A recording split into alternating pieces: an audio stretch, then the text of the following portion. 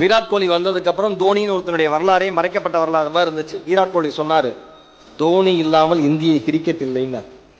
இவர் தான் world cup வாங்கி தரப்போறாங்க. ஸ்கோர் கேட்டுட்டே இருக்காரு. 2003 உலகக்கோப்பை அப்ப தோனி டிக்கெட் கலெக்டரா இருந்தப்ப ஒரு பயணி சொன்ன வார்த்தை.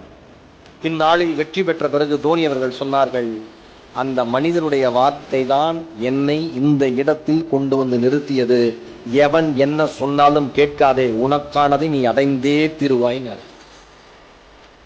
2011 வேர்ல்ட் கப் இந்தியா வாங்குது.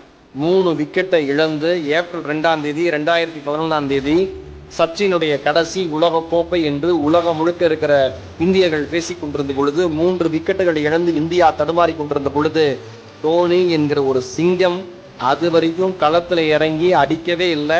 அன்னைக்கு களத்துல இறங்கி 91 ரன்களை குவித்தது. இந்தியா வெற்றி கோப்பையை பறித்தது.